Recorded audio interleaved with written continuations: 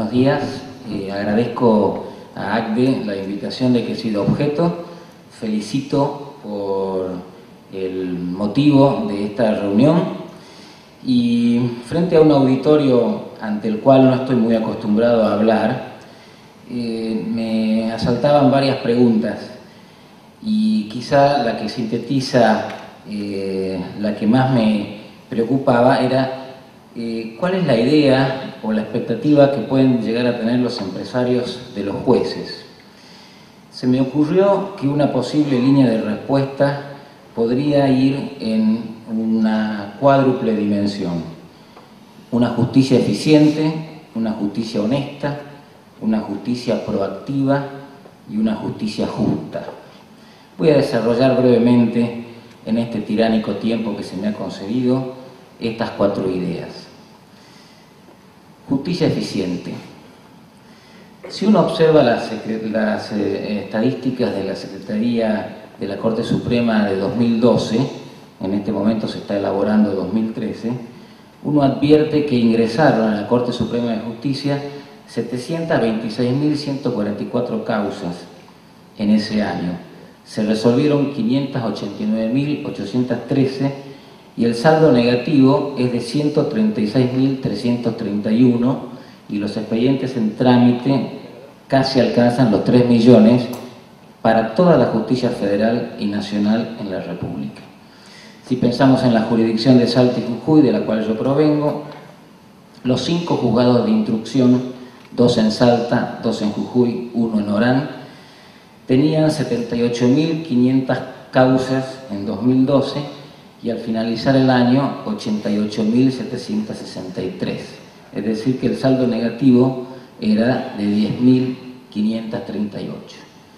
La Cámara Federal de Salta exhibía curiosamente un dato positivo, tenía 431 cuando empezó el año, terminó con 348, luego mejoramos en 83, dentro del panorama de las 1.200 que resolvemos anualmente y que ahora se van a agregar unas 3.439 más, que son las que proceden del Fuero de la Seguridad Social, que la Corte Suprema, en el precedente Pedraza de mayo de este año, resolvió sacar a la Justicia de la Seguridad Social y transferirlas a las cámaras del interior del país. Estos números parecerían arrojar un dato positivo. Parece que no hay tanta desconfianza en la justicia. Sin embargo, estos números están mostrando que es imposible ser eficientes. El tema ciertamente excede, creo yo, a la justicia e invita a una reflexión general. Voy a tomar el dato de los jubilados que acabo de señalar. El Poder Legislativo, en su momento, generó una legislación que obligaba a apelar todas las decisiones para nunca pagarles. Poder Legislativo. El Poder Ejecutivo trata de sobreactuar con el mismo objetivo. El Estado muchas veces cambia las reglas del juego, pero la cuestión no solamente concierne a las actuaciones del Estado, porque la cantidad impresionante de juicios también es consecuencia de desavenencias entre particulares. ¿Es que acaso tenemos una imposibilidad de consensuar entre particulares también, tema del panel precedente? Hay otro problema que conspira contra la eficiencia de la justicia. Es la tardanza en el nombramiento de los jueces. Hay 971 cargos de jueces nacionales y federales entre habilitados y no habilitados. En la actualidad hay 251 vacantes, es decir, el 25,70%.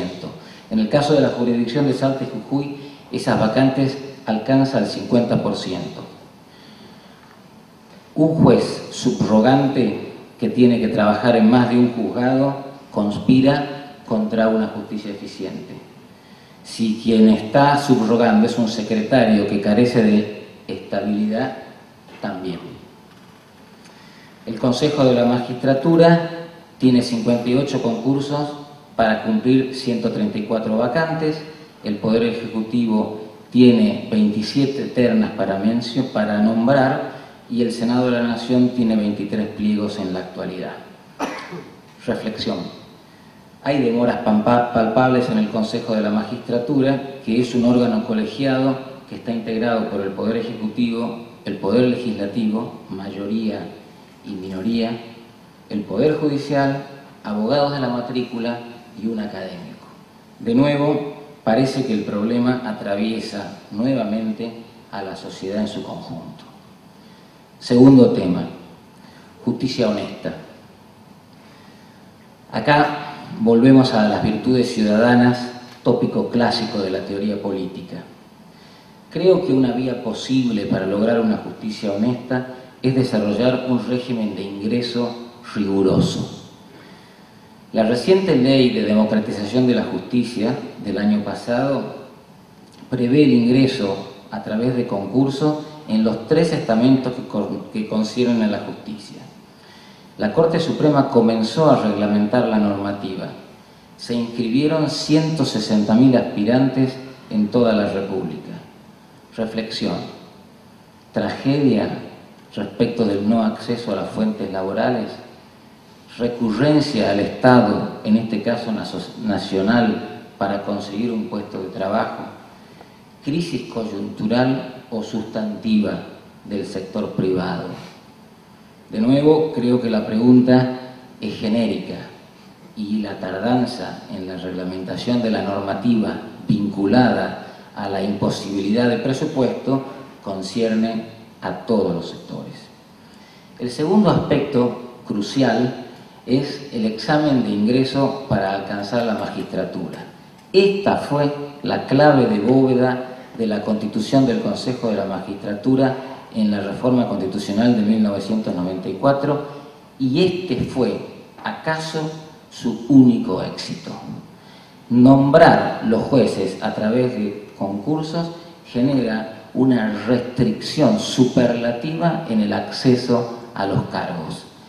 Pasamos de un sistema en el que cualquier abogado de la matrícula podía cualquiera ser magistrado a solo aquellos que se presenten a un concurso, dándose inicio a un procedimiento que tiene 9 pasos, a veces exasperantemente lentos, pero que entiendo son sustantivamente importantes.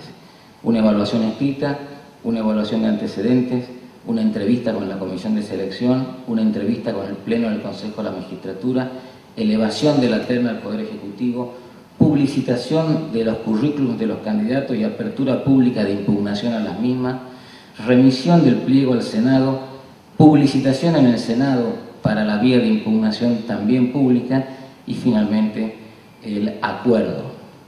Con todo, la organización del Consejo de la Magistratura sufrió numerosos avatares. Por de pronto, tardó 3 años en constituirse. 9 años después, hubo una reforma que fue acusada de generar un severo desequilibrio a su interior. Y el año pasado hubo una nueva reforma que iba a profundizar ese desequilibrio y que la Corte declaró inconstitucional. Reflexión. Desconfianza hacia los jueces, ánimo de intervenir en el funcionamiento del Poder Judicial, de controlarlo, de mejorar su funcionamiento ante el reprochable generalizado de lentitud respecto del Consejo de la Magistratura, lentitud interesada del Consejo de la Magistratura. De nuevo, las preguntas conciernen a todos. Tercer punto, justicia proactiva. Voy a tratar de dar una visión positiva frente a este panorama que creo que va en línea de lo que señalaba el contador Abad respecto de que el empresario no debe solo criticar, sino también adelantarse a los hechos y proponer medidas de tipo proactiva. Cuento simplemente mi experiencia. Como juez de la Cámara Federal de Apelaciones de Salta, en la que estoy desde hace 5 años, a los 2 meses de llegar pedimos un pedido de radarización integral de la frontera norte para controlar el ingreso de sustancias estupefacientes. no es una función del Poder Judicial, pero ante la ausencia de respuestas ante ese problema crítico lo hicimos y tuvimos una respuesta inicial pero insatisfactoria. Hemos generado también una promoción de encuentro entre los jueces del norte, oeste y este en orden a crear protocolos básicos y perfeccionar la coordinación en la lucha contra el narcotráfico. Hemos generado diálogos interpoderes, nación, provincia, en municipios y con ONGs, iglesias, madres del Paco, respecto del problema del narcotráfico, que en Salta ha encontrado varias soluciones positivas: la creación de una agencia especializada, la provincialización de los delitos de microtráfico y otras medidas. Se ha creado un archivo de causas de violencia política y social en la jurisdicción de Salta que comprenden hechos que van desde 1950 a 1990 y que me parece que pueden contribuir a entender parte de nuestra tragedia y a esbozar algunas vías de solución. Todo esto en orden a un cuarto y último objetivo: una justicia justa. ¿Cómo aspiraría yo a que la sociedad y este grupo de empresarios observe a los jueces? No creo que como superhéroes, y menos como prototipos de la banalidad y de la sobreactuación. Sí, quizás como seres normales, aunque dotados de una alta misión. ACDE mismo la plantea: dar a cada uno lo suyo, una perenne sentencia que debe guiar todas nuestras conductas.